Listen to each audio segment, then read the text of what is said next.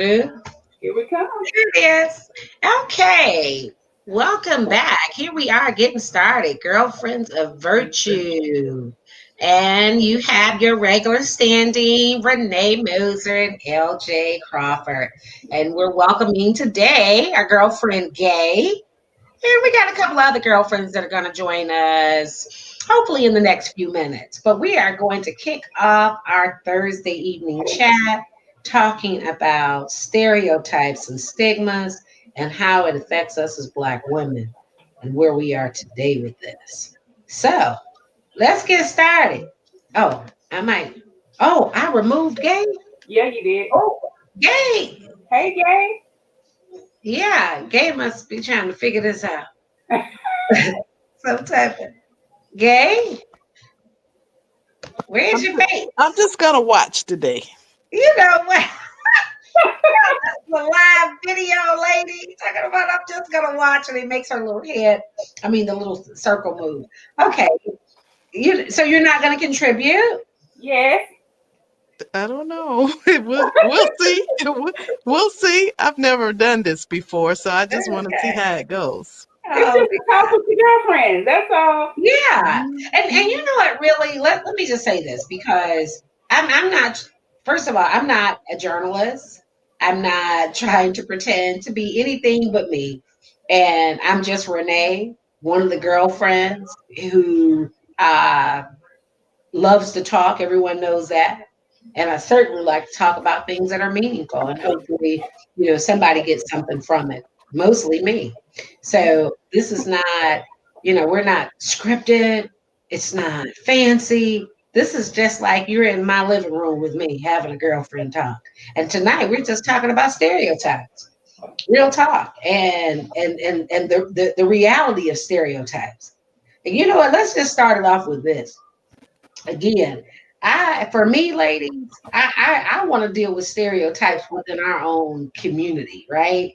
Right. Because I think this whole notion of the angry Black woman, um, I think there's some other names, other choice words that some people might use, but I feel like a lot of it is us projected on one another. And I'm not saying that we didn't learn it from white folks or the majority or what have you, but I'm just talking about how we are mistreating each other based on stereotypes. Maybe even some of us, let's be real about color, right? In fact, Gay won't show us her face, but I'm the darkest one of the three ladies here tonight, of the two other ladies here tonight. And that's still an issue. Is it not in our community? I don't know if I've heard it in a while about the lights and the darks, but I remember a time. Lights and darks. That's what they would call it, the lights and the darks. They said, "Oh, you a yellow girl. You so yellow." I used to be called a yellow Twinkie. I'm just gonna put it out there. It Yep. was it was hurtful, but I'm like, I'm still me.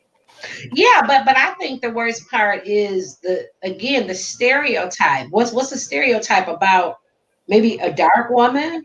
Is a dark woman meaner? Is she ugly? Is it? I mean, what?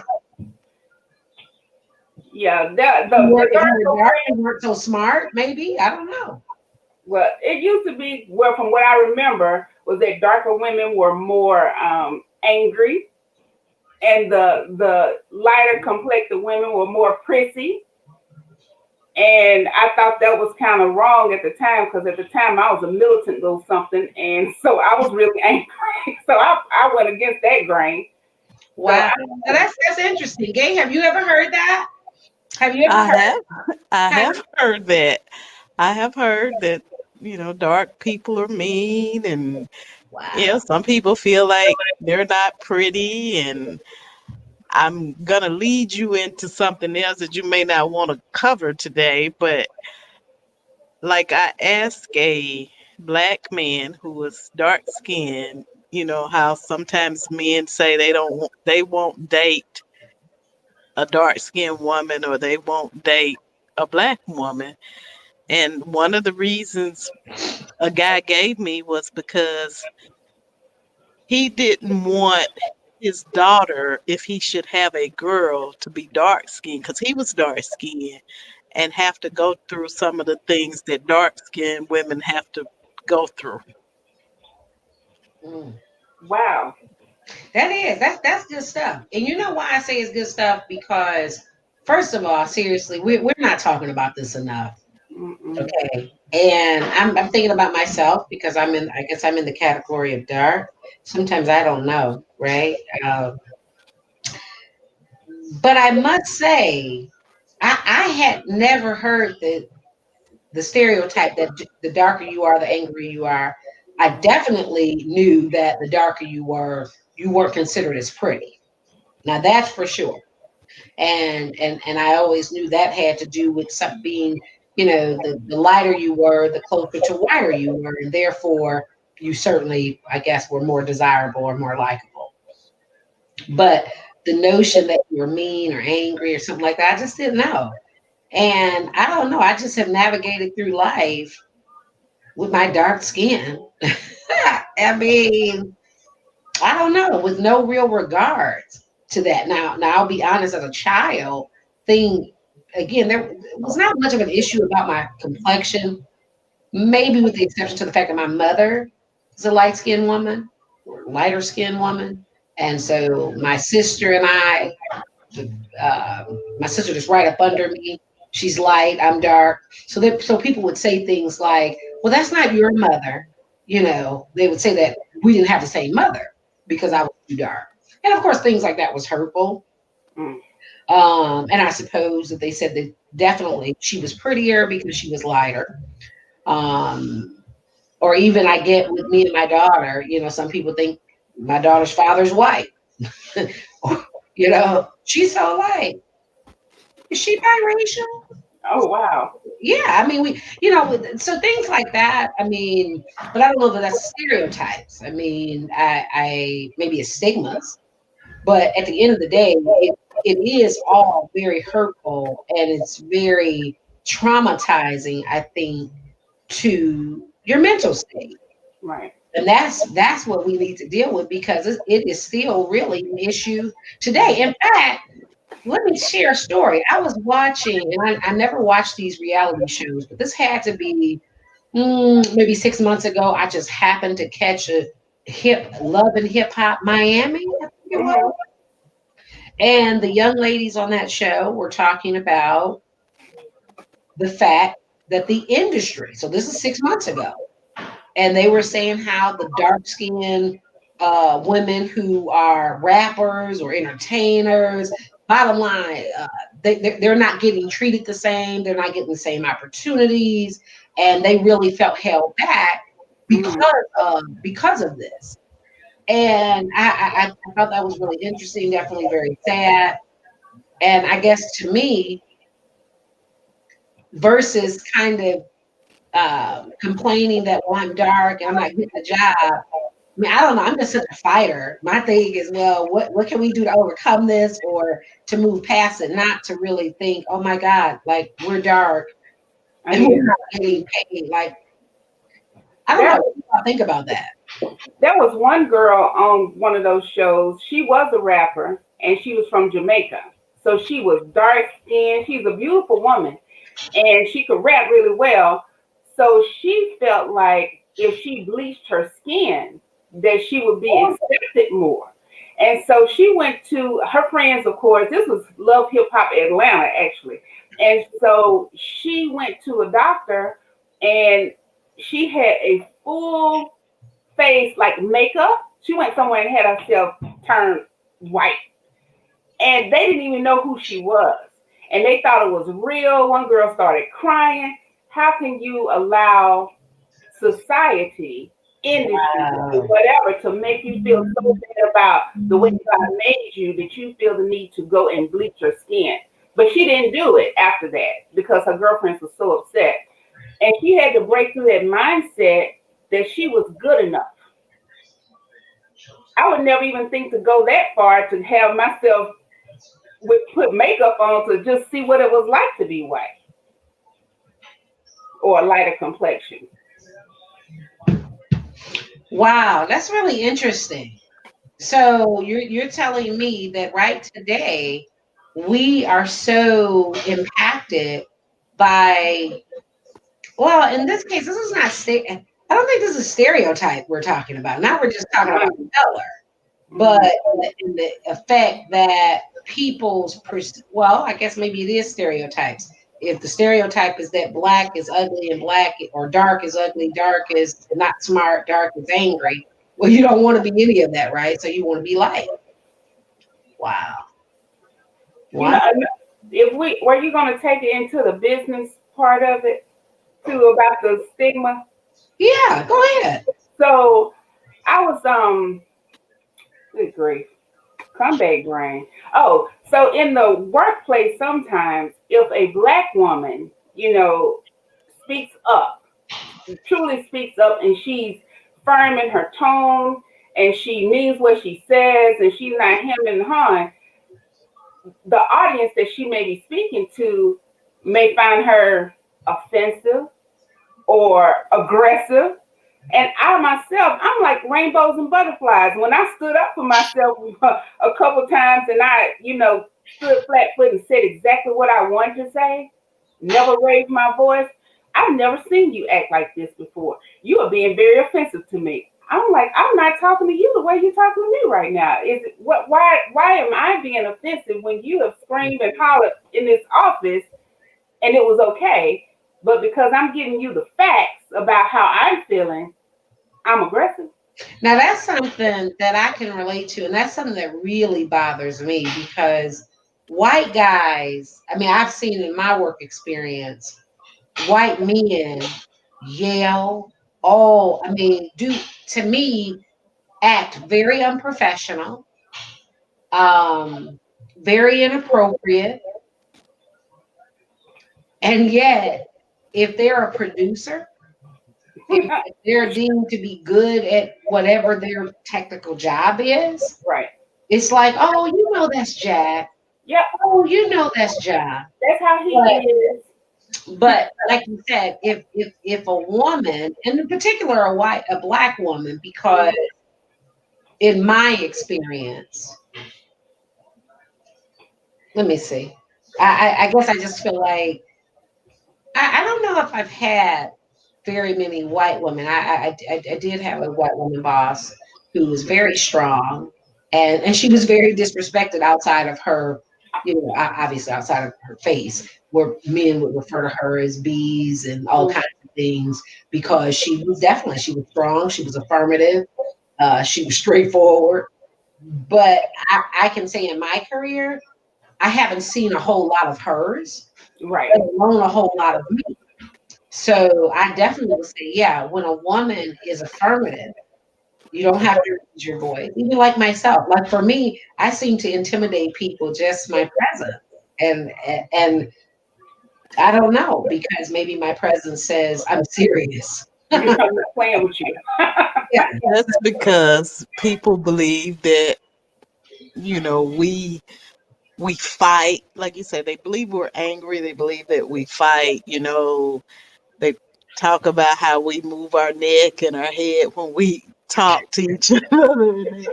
And they're just, in general, fearful of our skin color. Right. So, be it male, female, they're just fearful of a black person for whatever reason. I don't understand it, but well, but talking about how it really affects us, and so let's go back to that point, Lisa, that you just made about the experience you had.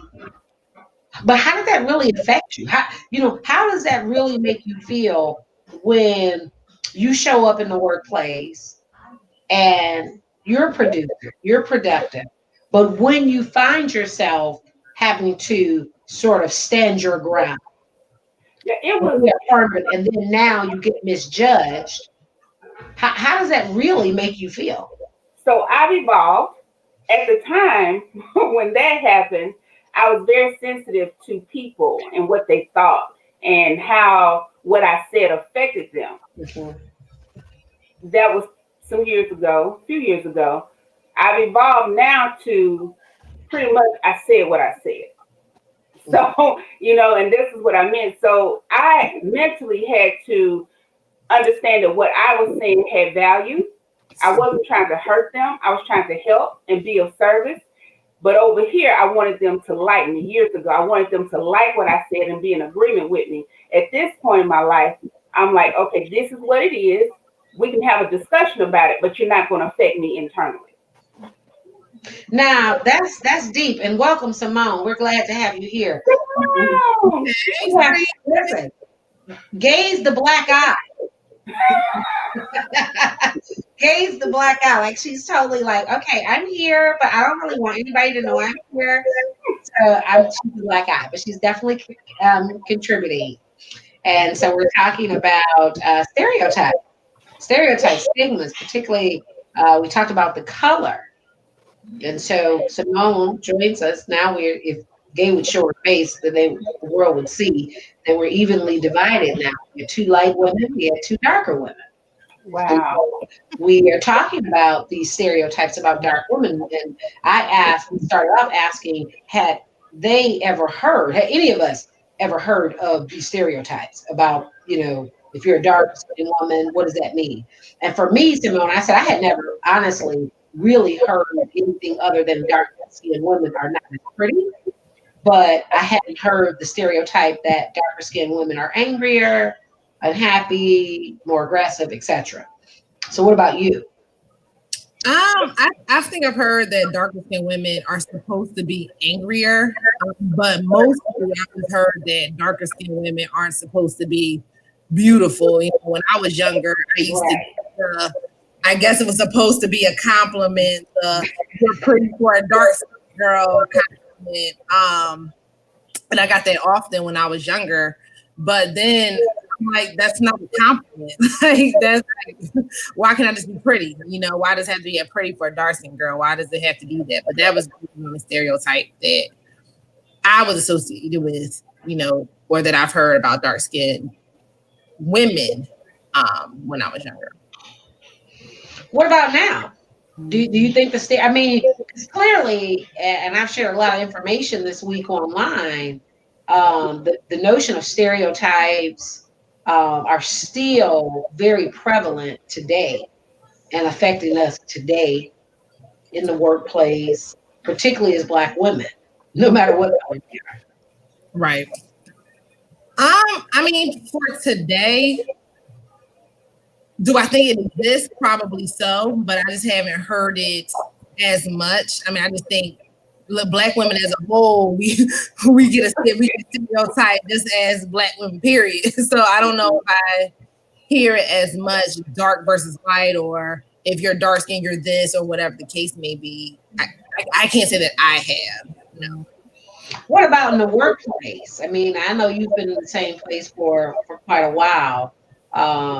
And you're in Atlanta, so that's unique for Black women to me. I feel like, really, just being honest, given that I've lived a lot of places and most of my career, my work environment has been predominantly white environment. So to work in Atlanta, where you have the pleasure of getting to work with a lot more Black folks, Black women, do you think the stereotype is just as prevalent among Black folks, if you will, as it would be or maybe in a majority white or other environment? I've only worked in predominantly Black environments. So I've been blessed in that. Like I've only worked in predominantly Black environments. And in my environments that I work, I don't hear that. Like I don't hear, well, because you're dark skinned, you act a certain way or anything like that. I've been in this particular context that I work in, it's really just been the reputation of the work itself will determine what people think. They don't think I'm angrier because I'm a darker skinned woman, because most people evaluate me on the work that I do and not judging me before even knowing the work that I do. I personally haven't experienced, but I definitely I'm an anomaly in the environment in which I work in, where I'm surrounded by mostly women, mostly Black women. In the environments that I work in, the individuals who I see on a daily basis are Black women. So whether or not there are other individuals talking about that, I have not seen, nor have I experienced it. I'm not saying it doesn't exist, and I'm also in a very different environment than most people.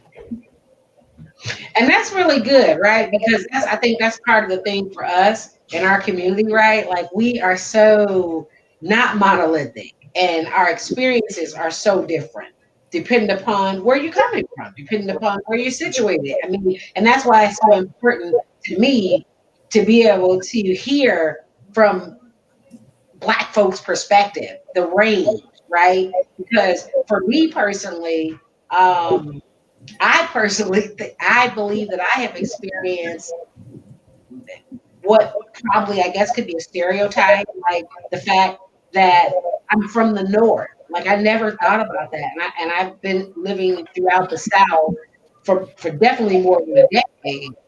But it's only in the last sort of 3 to 5 years that I came to realize that, oh wow, I'm not just a Black woman, I'm a Northern Black woman.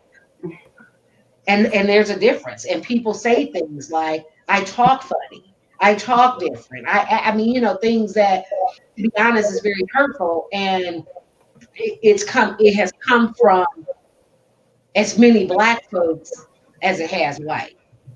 No, I get that. Like, I'm from the North too, and I live in the South. So, and I don't necessarily know if it's about attitude, but people will say, and it's not necessarily a negative thing all the time. It's just like you act different because you're from the North, and maybe I do. Maybe just in which the way in which I grew up, it's a little bit different than being in the South. So that's kind of what I get, but it's never been.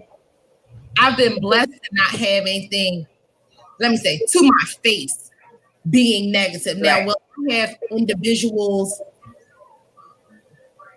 who may try me? I think it's because sometimes I'm dealing with not just the fact that I'm Black, but I'm younger than I'm dealing with. So I'm an attorney. So if I'm dealing with opposing counsel and they're older, sometimes I get older white males. Sometimes and I think it's a combination of things. I think it's because I'm a woman, I'm young, maybe I'm Black too. So I don't even know which one they're picking at, but it's right. That's right.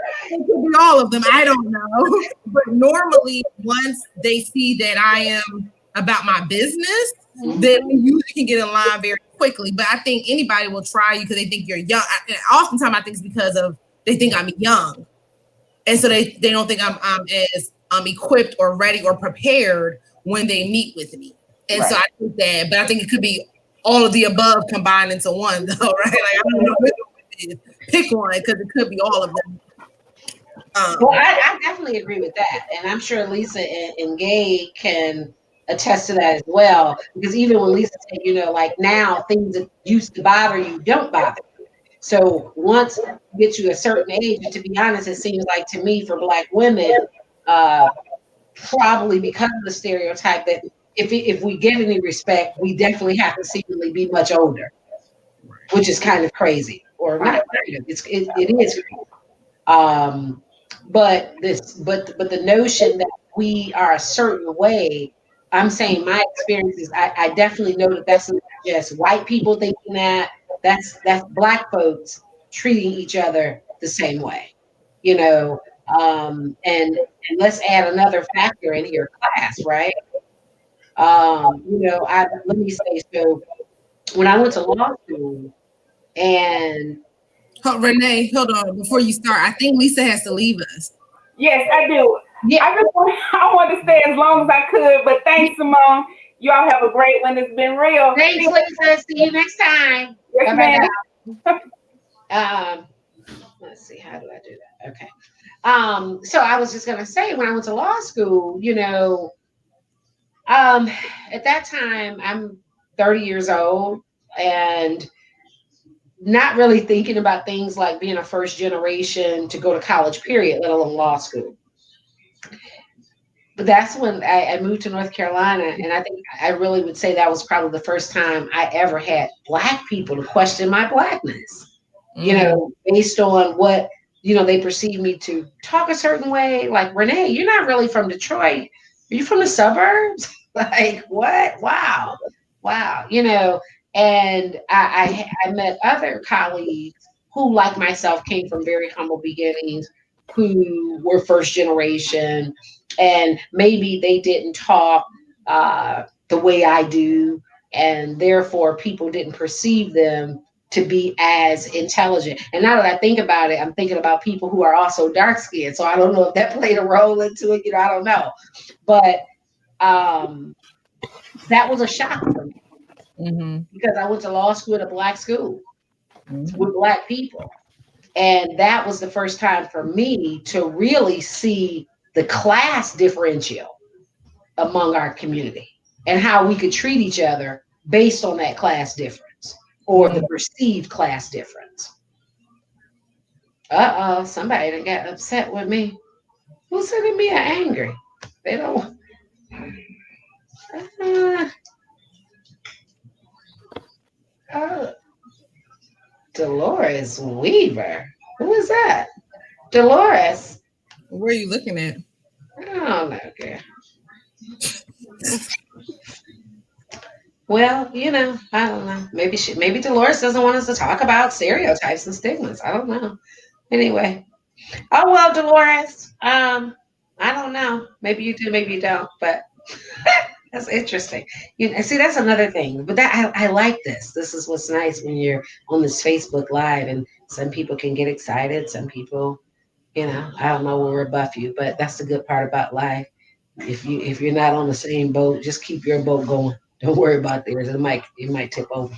But the reality is, this is something we need to deal with because the fact that this is 2020, and I think it was Lisa Simone who just shared a story about one of the folks on Love and Hip Hop for Atlanta who actually went to get her skin bleached because she really felt like that's what she needed to do to be much more successful.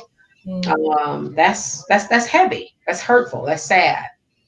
And the reality is these stereotypes and these stigmas that we carry, unbeknownst to us in many cases, is very hurtful and is very impactful to your mental state because I think the reality is most people or many of us are might be a little bit more inclined to kind of internalize such things, such thoughts, and it prevents us, it stifles our growth.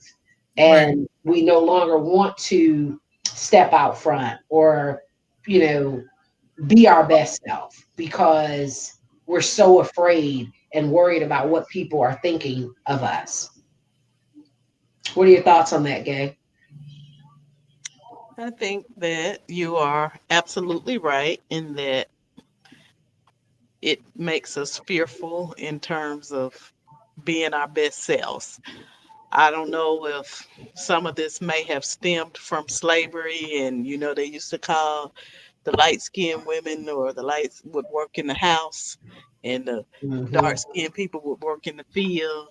And, that's been an issue for us as a people, because they felt like ones at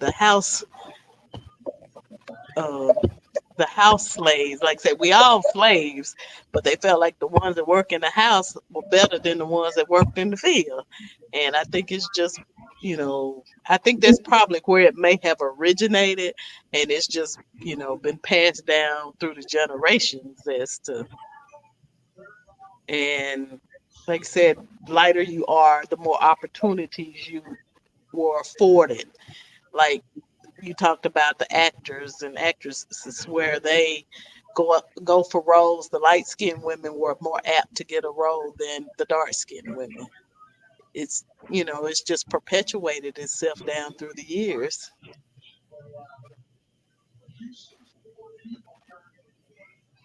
Mm. Um, Well, it's still very real today. I mean, Oh yeah. let's think about the first lady, Michelle Obama, and the things that happened to her. I mean, really, to be honest, the things she talked about throughout the entire time, they were in the White House, and the kind of comments that were made about her, the images that were depicted of her. I mean, just the outright assault against her, and I think many of us probably weren't even keeping up with that, but that was unreal, and it's still unreal because the truth is many of us who are nowhere near on the level of the White House are facing that every day in everyday workplaces, you know, and really it's clearly adding to the mental stress of Black women. And I know that we are among the hardest working people. I mean, they say that we're the most educated, but yet we're still the least paid. Mhm. And but yet we're reliable for the polls, we're reliable for everything that matters, but yet somehow, regardless of our color, we're still viewed as less than, you know. And I just wanted to talk about this today because I really, like I said, for me, my experiences have been a bit different. I'm seeing it from a majority perspective, but I'm also seeing it from us. And so this whole notion of crabs in the barrel, if you will, is very prevalent. And those stereotypes that have been passed down from white folks, we have sort of internalized, and we're using them against each other. Simone Gay was talking about a guy friend that she was talking to, and how he felt like he didn't want to, what'd you say, Gay, be with a dark skinned woman? Yes, And, because he was dark skinned, and he said he if he should have a daughter, he didn't want her to experience things that I guess like his sister and mom had gone through because they were dark skinned. But yeah, I mean, and I've heard that. Like I've heard that on multiple occasions where, and I mean, I've heard it from women too, right? I've heard women say, like dark skinned women who would say, I want to, I remember being in high school and like, they'd be like, well, I need a light skinned man. I'm like, oh, all right. I mean, if that's what you want, like, and I guess I'm always like, it's preference, right? Like whatever it is that you want. And it does become sad when you're not doing it. If you fall in love with this dark skin girl, you're like, no, I can't fall in love with you. You dark skin, so I just can't do it. Yeah, that's what I think. It's like you know, don't choose them just because of their skin color. There got to Right, be more to it than that. right. But there are people who, you know, were treated horribly when they were young. I mean, I can recall when I was younger, man. I mean, I thank God for having parents and family that encouraged me. But I mean, I remember being in school, I was called African booty scratcher, tar baby. I mean, the list goes on. And honestly, I can say as a dark skinned woman, I remember when I was younger, I used to go in the bathroom thinking I could scrub myself to be light skinned. And I was like, oh, I can't do that. So, but when I got to school, I went to Howard University, I went to HBCU, and I also went to school like in the early 2000s where I feel like dark skinned women became popular for a moment because you had like the Lauryn Hill and the neo soul movement, and so everybody wanted a dark skinned girl. Like, I felt like it was like a badge of honor, but it was funny because when I got to Howard, you saw so many beautiful Black people, all different hues, all different complexions, all different complexities, and being dark was celebrated, right? And so it took a while for me to become comfortable in my skin to be able to say, I am pretty. Dark or not, I am a beautiful woman. But it definitely took some time because growing up, I'm from Philadelphia originally. That's what I got in school. Like I got that quite often. And this was elementary school because I went to an all-girls high school. So that kind of helped me really become strong in who I am as a woman. But I mean, through elementary school, that you heard that. I mean, I probably heard that from like third grade to eighth grade, and that can take a toll on you. But when you don't have outside support, then and outside encouragement or outside individuals telling you, no, you are beautiful, no, you are intelligent, no, you are, you know, whatever other adjective that you need to be encouraged, or if you're not strong enough to encourage yourself, you can grow up and start to think, oh, well, when I get older, I have to marry someone who looks like this because but what I am blessed to do now, or as I'm older, I know that if the Lord blesses me with a daughter or even a son, I can be able to say, you are beautiful, period. Right. And pour love into them. But I can understand how people mindset can be that way because of how they've grown up, what was instilled in them, what they saw, and you don't want your kids to have to struggle the way you did. But funny for your friend Gay, look, he doesn't know science. Like he can marry the lightest girl in the world, but that child still come out dark skinned because we don't know how that will work. So I mean, I understand what he's trying to do, but his child can still come out dark skinned. And then what is he going to do? Not love his child if the child is dark skinned? So, you know.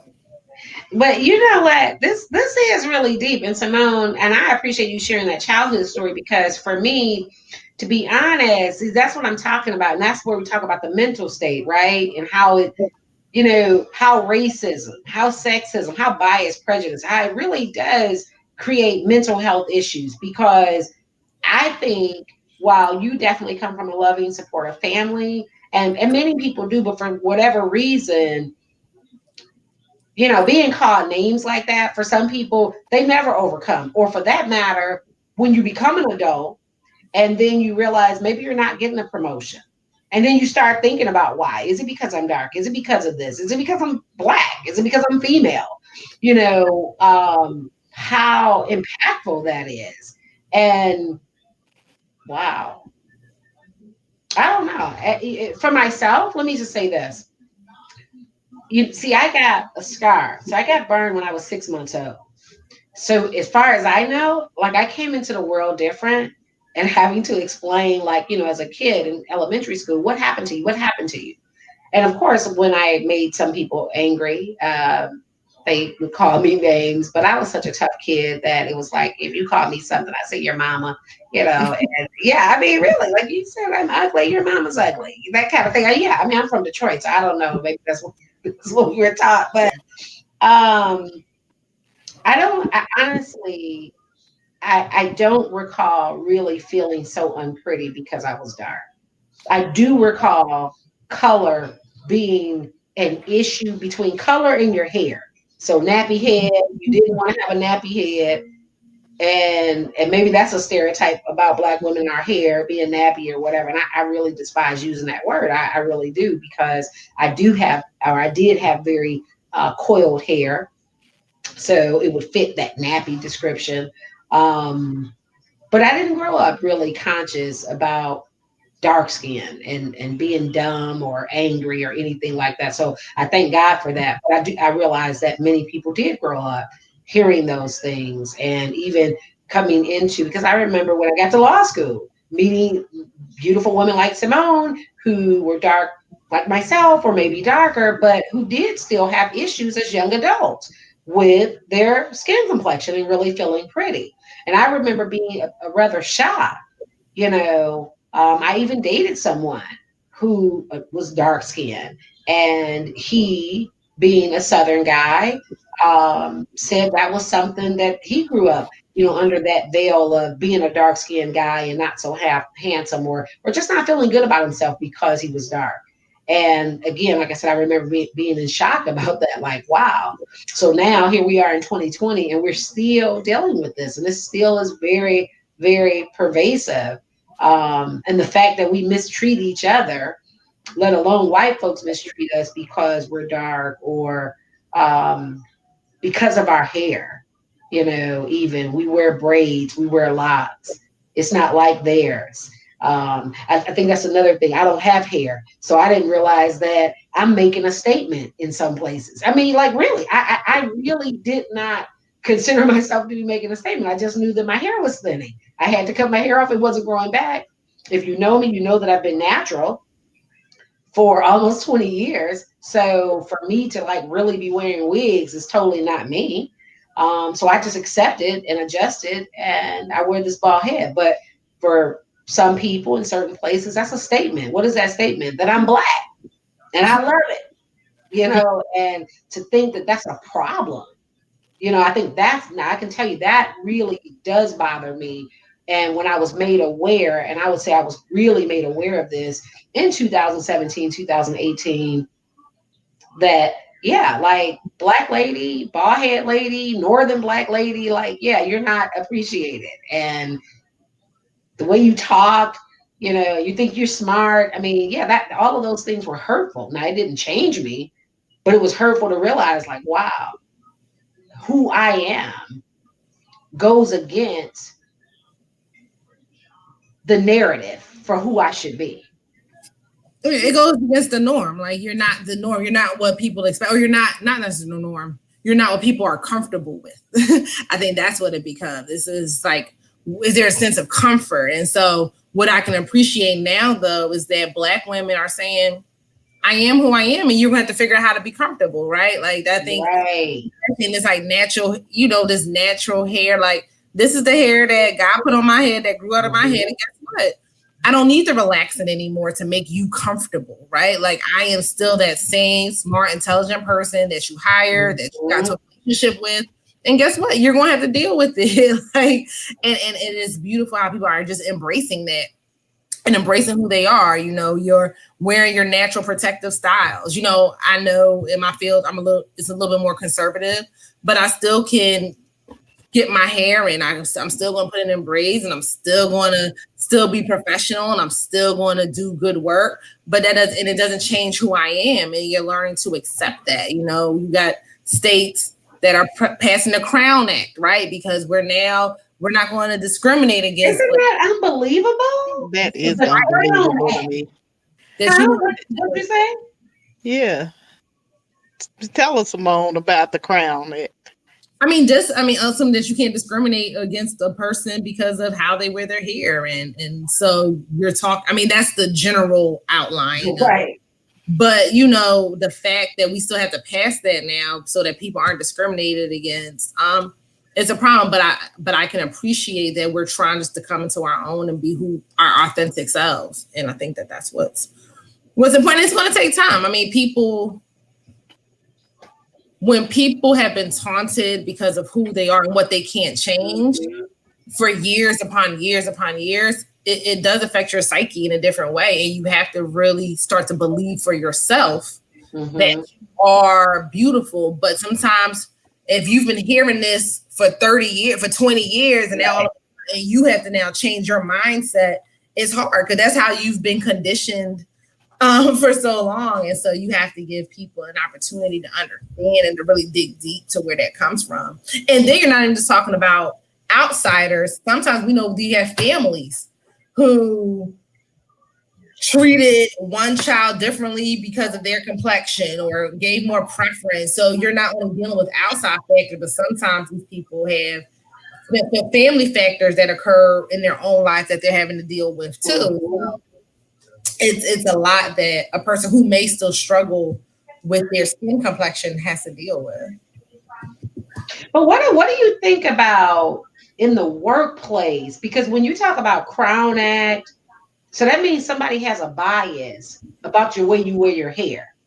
So think about it, Simone. If you go into a job interview and the person interviewing you, maybe they don't even know they have the bias, but you show up with your braids. So now they're totally turned off of you simply because you have braids. They don't like it or they don't think it's attractive. That's heavy because how do you deal with that? Or how do you help people to understand it? Are you saying something, Gay? No. I was saying, how do you help people to understand? Well, first of all, to even identify such a bias that probably they may not be even aware of. Because here's the thing. When I first went to Texas in 2010, I had locks. And it never dawned on me that maybe my struggle with getting work initially had something to do with my hair. And I remember it took me, it was over a year when one of my white friends mentioned that to me. And I just remember thinking, wow. I said, well, if that's the case, it doesn't matter. I'm not changing my hair. But did I suffer for not changing my hair? I guess I did because I didn't get work. So now the fact that we're passing a Crown Act, wow. And I'm sure you can't sue even though you have this act. How are you going to sue? How would you ever prove that somebody didn't hire you because of your hair? I guess if you can prove that you have, the credentials, your credentials are better than somebody else's, and you possibly should have or could have gotten the job. I know you could probably do it in government work. I don't know how hard it would be to do it in private industry, but it I think you could prove it in government work. Well, But why don't I we am close us concerned. out That's a on big this? concern. And it's also, there have been several cases in the news over the last couple of years where little kids, little girls, little boys have tried gone to school, and the school they went to had said, they can't wear that hairstyle to school, and they have asked them to either cut their hair or change their hair. And I think that's going to be, a detriment to them in their growing up. I hope that they have parents and loved ones around them that can, you know, encourage them. It's just like you trying to tell the child they can't have their normal culture or their black culture. They have to accept the culture that, the white people have. Well, let's close it out on this. Let me ask you this. So, Gay is an engineer, and she now has sister locks. So she just locked her hair. You started last year, right? Well, it's like the last week right before New Year, so Yeah. essentially just this year. But Gay is almost at retirement as well. So she's been working a long time. So she's certainly seen the culture change in the workplace. And so why don't you just share with us for you, like, was there a time that you really felt uncomfortable about wearing your natural hair in the workplace? And at what point did you begin to feel very comfortable, especially to the point where you are now that you finally decided to lock your hair? Um, I don't know when you say at what point. I I've always thought natural hair was beautiful, but I have very kinky, coily, coarse hair that doesn't do anything. And I guess I have probably been natural for about 4 years.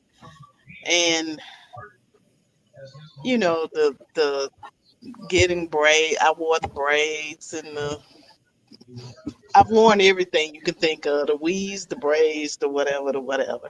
And I was just tired of that. I figure I'm at, I'm about at my career's end. Like I said, I'll probably retire within the next 2 to 5 years.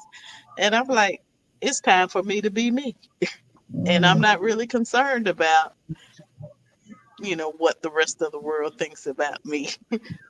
So I just think you have to get to that point that you have to be your authentic, true self. And like I said, if that's not what they want, then that's not the place I need to be. Or either I need to work to change that culture. But do you say, I mean, do you see that you're saying you're going to retire in the next 2 to 5 years? It's been only in the last 4 to 5 years that you've even been natural, and it's taken you to a long time to arrive at this place where you're really able to be free and be you.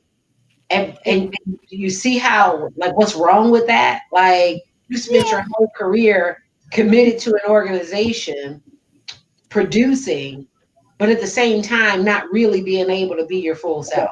yeah. But one thing I'll say though is in the South or in the Southeast, maybe not in cities like Atlanta, but in Chattanooga, there weren't a lot of people wearing their hair natural. Natural just really has become a thing, the last, I don't know, 6, 7 years, I guess.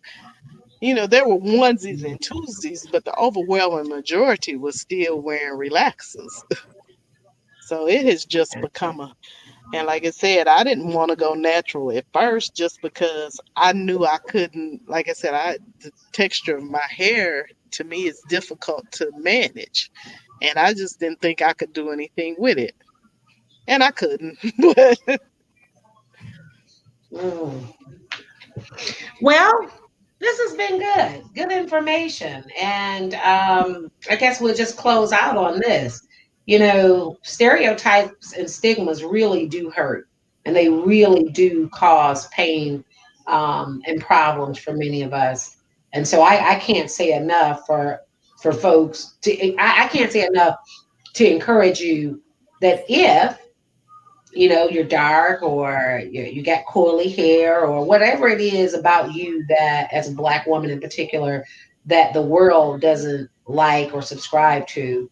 So what? So what? Embrace yourself and know that there's lots of folks out here like us that are pushing back and saying, hey, we love ourselves, we're being ourselves, and we're going to do ourselves. And just like Simone said, women, Black women in particular, all across this country really are pushing back and refusing to get perms, just refusing to conform to uh, what's considered to be ideal beauty. We're embracing ourselves and loving ourselves. And yes, as Black women, we come in different shades, different sizes, and definitely different hair textures. So, yeah, yeah. And for us, let's love each other, because at the end of the day, here's the deal: whether you're light or dark, rich or poor, we are all still Black, and therefore disregarded and disrespected at the end of the day. So, any last words from either of you? No, I mean, just be your authentic self. Like, and what I'm learning and growing into is that God created me, right? And God know what He created, and God created a beautiful image. So I'm just learning to be my authentic self, and that's appreciating the skin that I'm in, the hair that's on my head, and if maybe I want to relax it because that's what I want to do, or maybe I want to wear a weave, or maybe I want to wear a wig, or maybe I want to wear braids, or maybe I just want to wear this natural state. But at the end of the day, I have to be authentically me, and so I'll tell everyone here who's listening: be your authentic you, be who you are, and know that God has created you to be that. And that's all that really matters. That's a good word. What about you, Gay? Well, along with what Simone has said, I feel like that's part of our beauty. It's because we can change whatever we want. We can be light skinned, we can be dark skinned, we can be somewhere in the middle, we can have long hair, we can have short hair. It can change overnight. A lot of our counterparts, when you go to work, they look at us and go, what did you do to your hair? Did your hair grow? I had 2 inches of hair yesterday and it's down my back. But that's the beauty of us all. But I do want to make sure that we as a race talk to our young people and our children and make sure that they're okay and that they know that they're beautiful and that they're loved. That's right. And on that note, and lastly, let's say definitely let's stop treating each other differently based on the skin color.